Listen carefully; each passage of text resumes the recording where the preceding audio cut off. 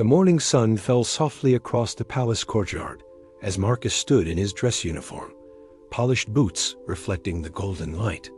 He had been a royal guard for 12 years, and in all that time, he had learned one unbreakable rule: stay silent, stay still, and watch everything. Marcus was not like the other guards. While they saw their role as a job stand at the gate, check visitors, follow orders, Marcus understood something deeper. He was the silent protector of more than just walls and gates. He was a guardian of something sacred, the safety and dignity of those inside. The palace was preparing for the annual summer reception. Staff members rushed through the halls. Decorators arranged flowers, and the kitchen prepared mountains of food. It was organized chaos, the kind that happened every year. But today felt different to Marcus. He couldn't explain why. He had learned to trust his instincts over the years, and they were telling him to watch carefully. At 9:47 a.m., Marcus took his position near the Grand Hall, the central room where the royal family would gather before the reception began. His job was simple: stand guard, let authorized people pass, turn away those without permission. But his eyes and ears were always alert, always listening. He noticed everything. He noticed when Duchess Catherine arrived, with her 3 children, the 2 older ones walking beside her, and young Prince Benjamin, the 5-year-old, holding her hand. The boy had a bright smile and curious eyes. He was excited, bouncing slightly as they walked. Marcus watched the protective way Catherine held his hand. She loved her children with a fierceness that was impossible to miss. "Good morning, Marcus," Catherine greeted him warmly. "We are heading to the preparation room." "Good morning, ma'am," Marcus replied with a respectful nod. "Everything is ready for you." She smiled and led her children past him. Young Benjamin looked up at Marcus with wonder. "Are you a real knight?" the boy asked innocently. Marcus felt something warm move through his chest. "I try to be," he said simply. "I try to protect people." The boy's face lit up. Then Catherine gently guided him forward, and they disappeared into the hall.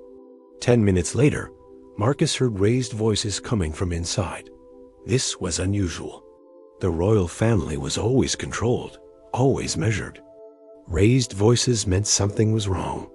His hand instinctively moved to his radio, but protocol said he should not interfere in private family matters.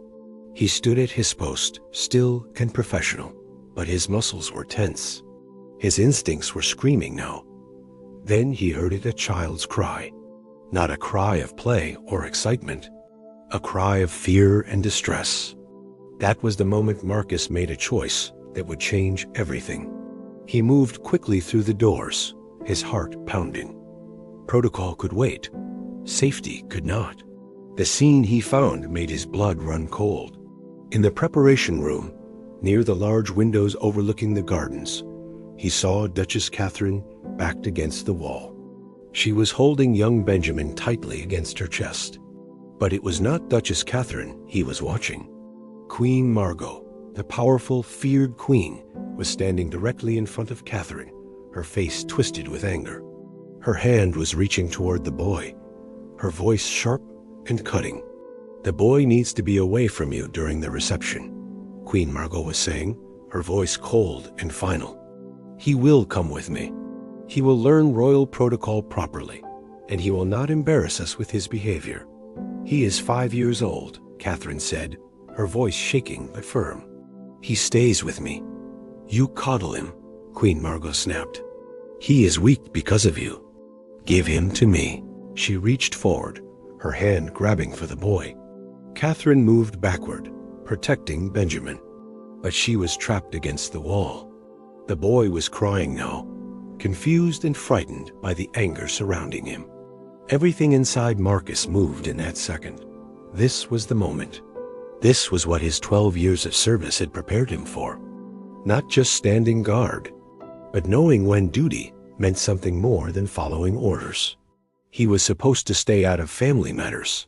He was supposed to remain at his post. He was supposed to follow the chain of command. But standing there, watching a frightened 5-year-old boy being pulled away from his mother, by a woman who was not listening to reason. Marcus understood something that transcended all protocols and orders.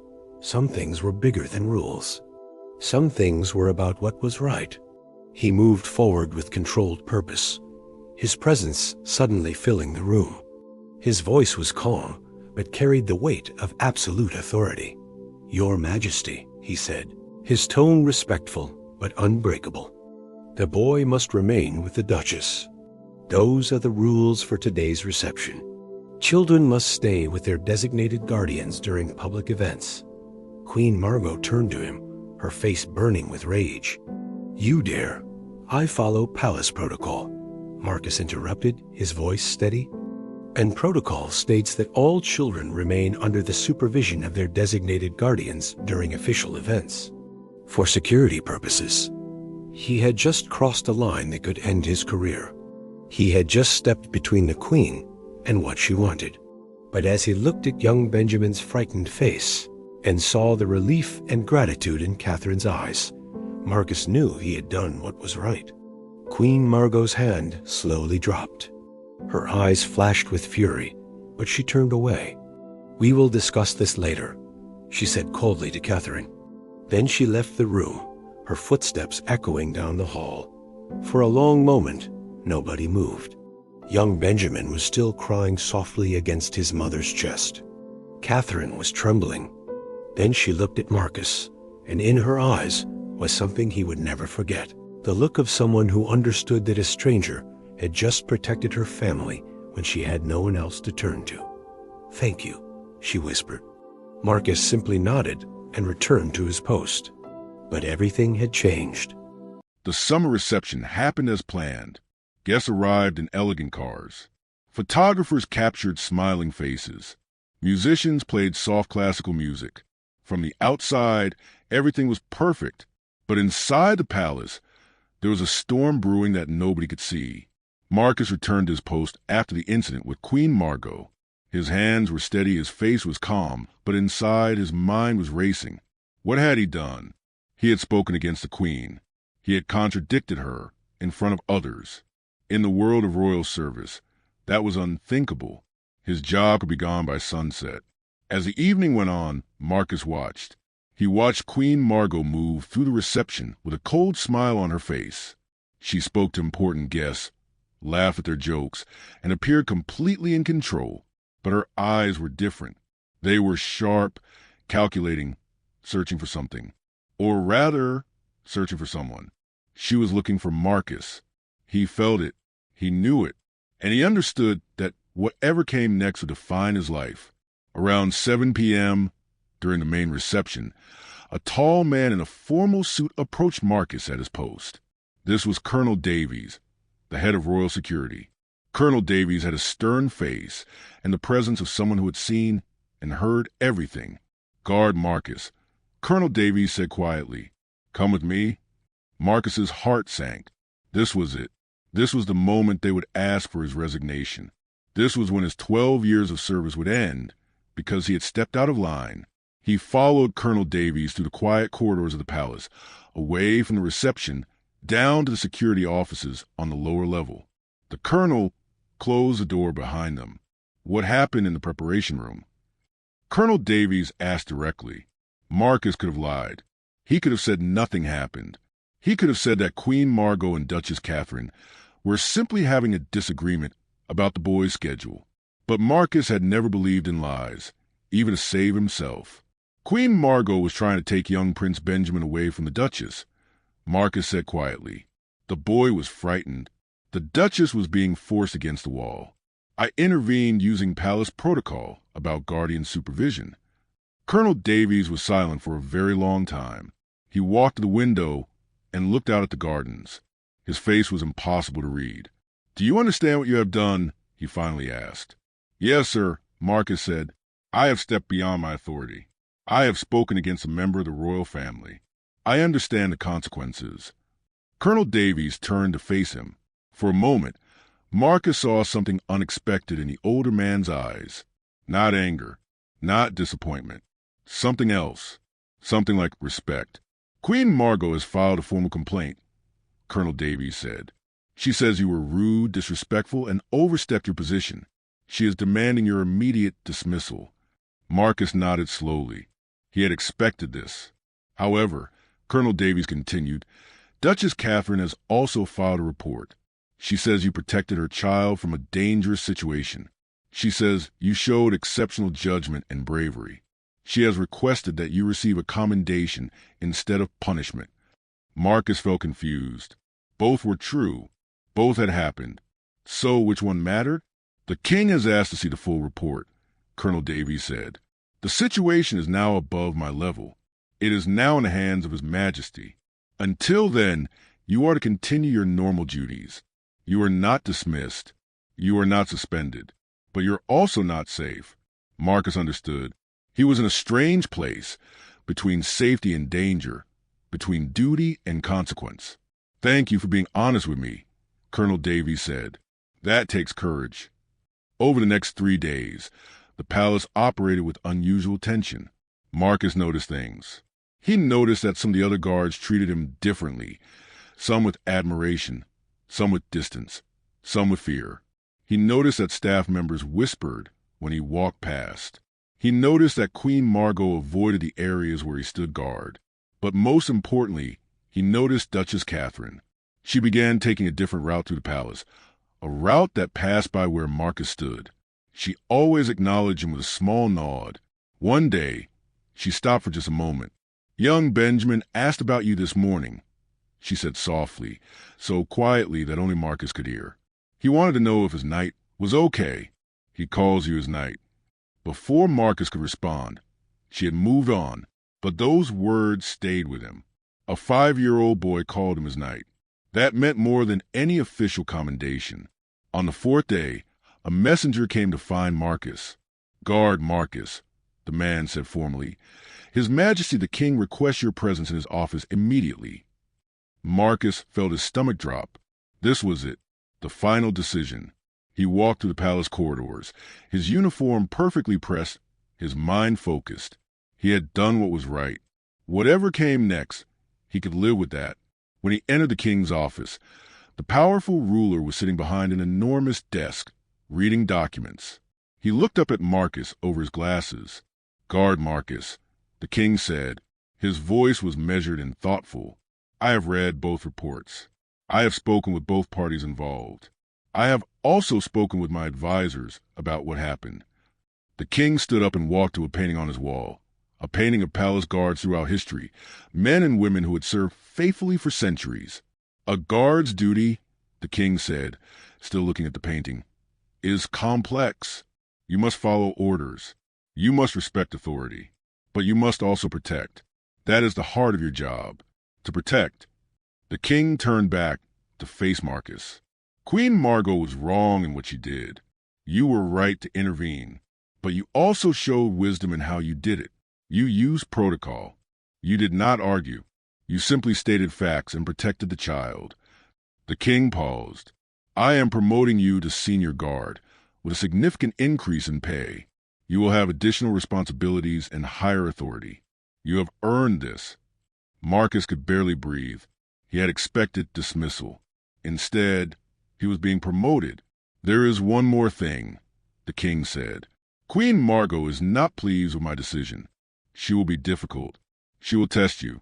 She may try to force you out. But you will answer to me now, not to her. You understand? Yes, Your Majesty, Marcus said, his voice strong. Thank you, Your Majesty. As he left the king's office, Marcus understood something profound. Sometimes, doing what was right meant facing powerful people. Sometimes it meant standing alone. But sometimes just justice won, and courage was rewarded. His journey was far from over. 2 weeks after his promotion, Marcus realized that being right and being promoted did not mean his problems were solved.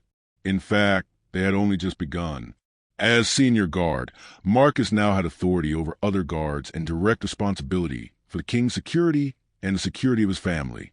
It was a position of power and respect, but it was also a position that put him directly in Queen Margot's way every single day. And Queen Margot did not forget. She did not forgive. She planned. The first attack was subtle. Marcus was reassigned to work in the east wing of the palace, far from the main royal chambers. This was a lesser position, less visible, less important. When Marcus questioned the decision, he was told it was for rotation and training purposes. But he knew the truth. Queen Margot was testing him, trying to move him away from influence. Marcus did not complain. He simply did his job perfectly in the East Wing. He worked harder than any other guard. He was alert, professional, and calm. After 3 weeks, he was reassigned back to the main palace. Queen Margot's first move had failed. The second attack was more direct. One morning, Marcus was walking through the palace corridors when he saw something that made his blood run cold. Queen Margot was standing in a hallway with the head of palace personnel. They were whispering, but their voices carried. Completely unsuitable, Queen Margot was saying, "A guard who defies the authority of the queen cannot be trusted. Find evidence. Any evidence. There must be something in his background, something we can use." Marcus kept walking, his face showing nothing, but inside, he understood what was happening. Queen Margot was building a case against him. She was looking for any reason to have him removed. That evening, Marcus sat alone in his small apartment near the palace. He thought about leaving. He thought about resigning before they forced him out. He thought about finding a different job, a safer job, a job where he did not have to face powerful enemies every day. But then he remembered young Benjamin's voice. "Are you a real knight?" And he knew he could not run. The next morning, Marcus did something bold. He requested a private meeting with Colonel Davies. "I know what Queen Margot is doing," Marcus told the colonel directly. "I know she is trying to build a case against me. I want to be transparent with you before she acts." Colonel Davies listened carefully. When Marcus finished, the older man smiled slightly. "I have already heard rumors," Colonel Davies said, "and I have already warned Her Majesty that if she moves against you without legitimate reason, I will resign. The king values stability in security. He will not tolerate palace politics damaging our protective services." Marcus felt relief wash over him. He was not alone. But Queen Margot was not finished. 1 week later, during a formal palace dinner, something happened that changed everything again. The royal family sat at a long table, with important government officials and international guests. Young Benjamin, now allowed to attend some formal dinners with his parents, sat between his mother, Duchess Catherine, and his older brother. He was trying hard to be good, to sit still, to act like a prince should act. But he was still just 5 years old. About halfway through dinner, Benjamin grew restless. He wanted to leave the table. He wanted to play. Duchess Catherine gently told him he needed to stay, but the boy was becoming upset. This was a delicate moment. If he cried or made a scene during an official dinner with international guests, it would be embarrassing for the entire family. Marcus, standing at his post near the doorway, watched carefully. Then Queen Margot stood up. "The boy is disruptive," she announced to the entire table. "He should not be here. He is ruining the dignity of this dinner. Someone should remove him immediately." Everyone at the table went quiet. This was a shocking thing to say about a 5-year-old child in front of important guests. It was cruel and unnecessary. Duchess Catherine's face flushed. She was about to respond, but before she could speak, Marcus moved. He walked quietly to the table and knelt down slightly so he could speak softly to young Benjamin. "Prince Benjamin," he said gently, "I need you to help me with something very important. There's a special painting in the library that only the bravest princes are allowed to see. But I need a brave prince to come with me to help me guard it. Would you be that brave prince?" Young Benjamin's eyes widened. He forgot about being restless. He forgot about being upset. He saw himself as a brave prince with an important job. "Yes," Benjamin said seriously. "I will help you guard the painting." Marcus stood up and extended his hand. Benjamin took it, and together they walked from the dining room. The boy held his head high, proud of his new mission. From across the room, Marcus saw Duchess Catherine's grateful face, but he also saw Queen Margot's furious expression. By removing the boy from the situation, Marcus had made Queen Margot's criticism look unreasonable. He had turned a potential disaster into a moment of kindness and wisdom. He had made Queen Margot look cruel and foolish in front of international guests. This was a mistake. Queen Margot would never forgive him for this. Later that night, Marcus took Benjamin to the library and showed him a famous painting of a palace guard from 200 years ago. This man was a real knight, Marcus told the boy. He protected people even when it was difficult. He was brave. Like you?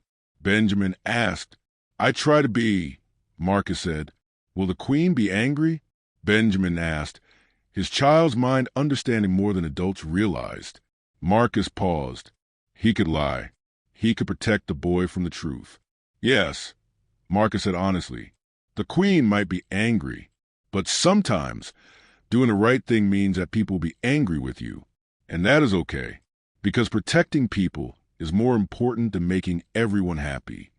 Benjamin thought about this very carefully. Then he nodded like a wise little prince. I am glad you are the knight, Benjamin said. I feel safe with you. Marcus felt something break open in his chest.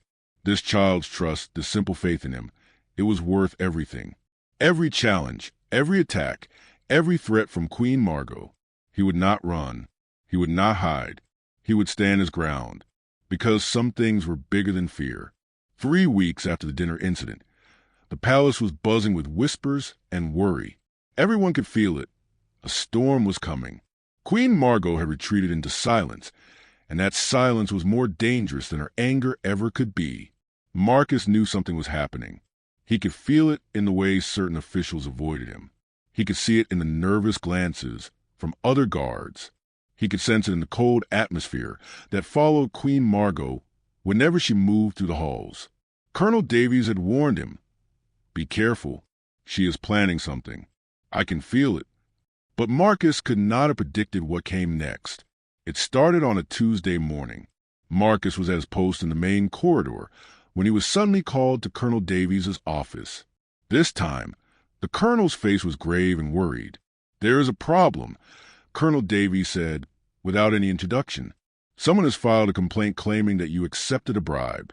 According to the complaint, you took money from a foreign government official in exchange for information about the royal family schedule. Marcus felt like the ground had disappeared beneath his feet. That is not true, Marcus said immediately. I have never accepted money from anyone. I have never shared information. I know, Colonel Davies said, but the complaint has been made officially. An investigation has been opened. The king's office is involved now. This is very serious, Marcus. This could end your career regardless of whether it's true or not. Who made the complaint? Marcus asked, though he already knew the answer. Colonel Davies shook his head. The complaint is anonymous, but we both know who it is. Queen Margot had finally made her move. She was using the most powerful weapon, not direct conflict, but shadow warfare. An anonymous complaint meant Marcus could not even face his accuser. He could not defend himself against a ghost. What happens now? Marcus asked. An official investigation, Colonel Davies said. They will examine your finances. They will interview people who know you. They will look for any connection to foreign governments. It will take weeks, maybe months. During that time, you remain on duty but under investigation. Marcus left the office feeling hollow. This was exactly what Queen Margot wanted. Suspicion, uncertainty, the slow destruction of his reputation. Over the next 2 weeks, investigators questioned Marcus repeatedly. They looked at his bank accounts. They interviewed his family. They talked to other guards about his behavior. Marcus answered every question honestly, but he could see the suspicion in their eyes. Even truth can look guilty when you are desperate to believe you are guilty. The most difficult part was the loneliness. The other guards became distant. Some avoided him completely. They were scared that being associated with him might make them look suspicious too. One by one, people Marcus had worked with for years began to treat him like a stranger. Only a few people remained loyal. Colonel Davies continued to support him. Duchess Catherine sent a message saying she trusted him completely. And young Benjamin still called out Knight Marcus whenever he saw him, with no understanding of the darkness happening around them. But darkness was creeping in from all sides. Then, one evening, something unexpected happened. Marcus was standing at his post near the royal chambers when he overheard voices in the room. Next to where he stood, the door was slightly open, and he could hear Queen Margot speaking with someone else. Marcus knew he should not listen. It was a violation of privacy. But the sound of his own name made him freeze. The investigation should be enough. Queen Margot was saying, even if they find nothing, the suspicion will destroy his career. People will never trust him again. He will be forced to resign. Then another voice spoke, a voice Marcus recognized. It was Lord Pemberton, one of the king's closest advisors. "Your Majesty, I must tell you something," Lord Pemberton said. "I cannot continue with this. What we have done, creating false evidence, filing the anonymous complaint, falsifying documents, this is not just wrong. This is treason against the crown. If the king discovers this, it will be you, not Marcus, who faces consequences. The king will never know," Queen Margot said coldly, "unless you tell him. And you will not do that because you are weak." There was a pause. "I am telling him," Lord Pemberton said quietly. "Tomorrow morning, I am telling His Majesty everything." Marcus heard footsteps, and he quickly moved away from the door. His heart was pounding. Everything had just changed. The next morning, the palace exploded into chaos. The king called an emergency meeting with Colonel Davies, Lord Pemberton, and the investigation committee. Within hours, everyone knew the truth. The complaint was false. The evidence was fabricated.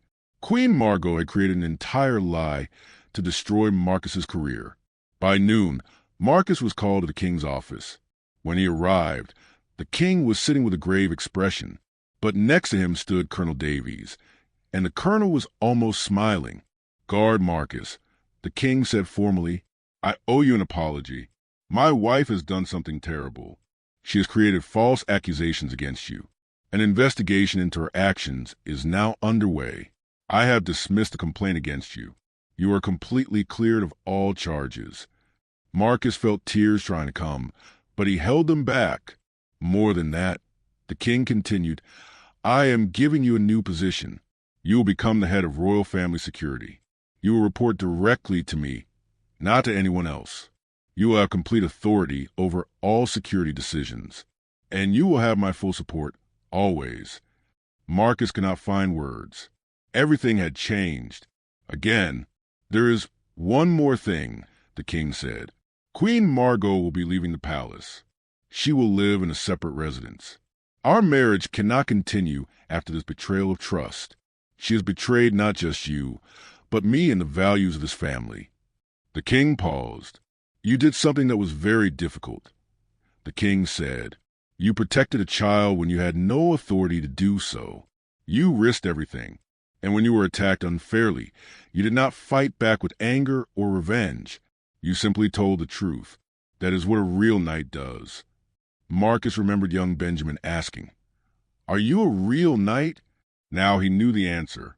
That evening, Marcus walked through the palace corridors in his new uniform, a uniform that reflected his new rank and new authority. As he passed the library, he saw Duchess Catherine and young Benjamin. "Knight Marcus." Benjamin called out, running to hug him. Catherine smiled with genuine warmth. "Thank you," she said simply, "for everything." Marcus knelt down to Benjamin's level. "The real knight is not me," Marcus said to the boy. "The real knights are people who do what is right, even when it is hard. You are going to be a real knight one day. I know it." Benjamin hugged him again, and in that moment, Marcus understood that he had won something far more valuable than any position or title. He had won the right to know he had made a difference. 6 months had passed since everything changed. The palace had settled into a new rhythm, a new normal that felt safer and more honest than before. Queen Margot was gone, living in a separate residence in the countryside. The king had officially separated from her, and the royal family was healing. Marcus now walked the halls as head of royal family security. It was a position that still felt surreal to him sometimes. When he put on his uniform in the morning, he sometimes could not believe that the scared guard who had stepped out of line 6 months ago was now the same person giving orders to other guards. But more than his title had changed. Everything had changed. The investigation into Queen Margot had revealed something troubling. She had been operating with a small group of people who helped her. Lord Pemberton's courage in speaking the truth had saved not just Marcus, but had protected the entire royal family from deeper corruption. Because of his bravery, new security systems were put in place. New rules were created. The palace became a safer place. Young Benjamin was the one who noticed the biggest change, though he was too young to understand it fully. "Knight Marcus," Benjamin said one afternoon as Marcus walked past him in the garden, "is the queen really gone?" "Yes, she is living far away now," Marcus said, kneeling down to the boy's level. "But that is okay. The important thing is that you are safe here, and you are loved." Benjamin nodded seriously. "Mama says the king is happier now. And the king says he is happy because people are telling the truth." Out of the mouths of children, Marcus thought. That was exactly right. The royal family began to look different. King Edward, without the constant tension of his failing marriage, seemed lighter somehow. He smiled more. He spent more time with his children. He began making decisions based on what he believed was right, not on what Queen Margot demanded. Duchess Catherine, freed from the fear and intimidation she had lived with for so long, began to shine. She took on new responsibilities in charity work. She became a voice for protecting children's rights.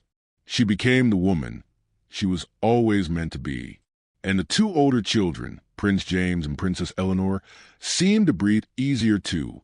They had not fully understood what their mother had been enduring, but they had felt the darkness. Now they felt the light. 1 year after the incident in the preparation room, that moment when Marcus had first crossed the red line, the king announced something that surprised everyone. "I am establishing the Red Line Award," King Edward declared at a formal ceremony. "This award will be given each year to someone in royal service who shows exceptional courage in protecting others, even when it means challenging authority or stepping outside normal rules. Because sometimes doing what is right means crossing lines that others are afraid to cross." Then the king looked at Marcus. "This first award goes to Marcus, our head of royal family security, who crossed the red line not for power or glory, but protect a child who needed protecting. He showed us what real courage looks like." Marcus received the award, a beautiful medal with a shield and a sword, but what moved him most was not the medal itself. It was seeing Duchess Catherine standing with Benjamin and her other children, all of them clapping with genuine joy. It was seeing Colonel Davies nodding with pride. It was knowing that he had helped create change. But Marcus understood something important. The award was nice, but it was not why he had done what he did. He had done it because it was right, and that was enough. Over the following months, other guards began to change too. They saw that doing what was right did not mean losing your job or your respect. It meant gaining something deeper, the respect of people who mattered. And so, slowly, the culture of the palace shifted. Guards began to speak up when they saw something wrong. The king began to listen to their concerns. Corruption that had existed in the shadows for years began to come to light. The palace became healthier. 2 years after that first day when Marcus had stepped between Queen Margot and young Benjamin, something beautiful happened. Duchess Catherine and King Edward got married. It was a small ceremony, private and gentle, with only close family and trusted friends present. It was not the grand, show-filled wedding that royal marriages usually were. It was real. It was honest. It was about love, not about power or politics. Marcus stood guard at the ceremony, watching as Catherine walked down the aisle, and the king's face lit up with pure happiness. Watching as Benjamin, now 7 years old, threw flower petals and grinned widely. Watching as the royal family became, finally, a real family. After the ceremony, as people were leaving, King Edward stopped Marcus. "Thank you," the king said simply, "not just for protecting Benjamin that day, but for protecting what this family could become.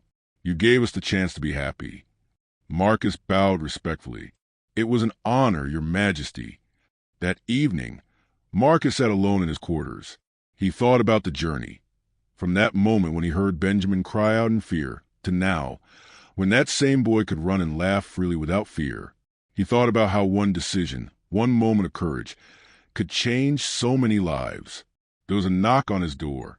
It was young Benjamin, now Prince Benjamin of the royal household, with his mother, Duchess Catherine, now Queen Catherine. "We wanted to give you something." Benjamin said, holding out a drawing. It was a picture of a guard in uniform, standing next to a boy. Above it, in careful child handwriting, "My knight Marcus." Marcus felt tears come to his eyes this time. He did not hold them back. "Thank you," he said to both of them. "This is the best thing I have ever received." "You changed our lives," Queen Catherine said warmly. "You gave us our freedom. You gave us our family." After they left, Marcus hung the drawing on his wall. Every time he looked at it, he remembered why he had crossed that red line, not for rewards or titles, but for the simple, powerful reason that a child needed protecting, and someone had to be brave enough to do it. That night, as Marcus walked the palace corridors in his final round before sleep, he thought about all the people who worked in the palace: the gardeners, the cooks, the cleaners, the other guards. Each of them had a choice every single day to speak up or stay silent when they saw something wrong. He hoped his example would show them that speaking up was possible, that courage was possible, that doing what was right was always worth the risk. The palace was quiet and peaceful now. The red line had been crossed, boundaries had been shattered, and a new foundation had been built on truth and protection. And in a small boy's drawing, a knight would forever stand guard over those he loved.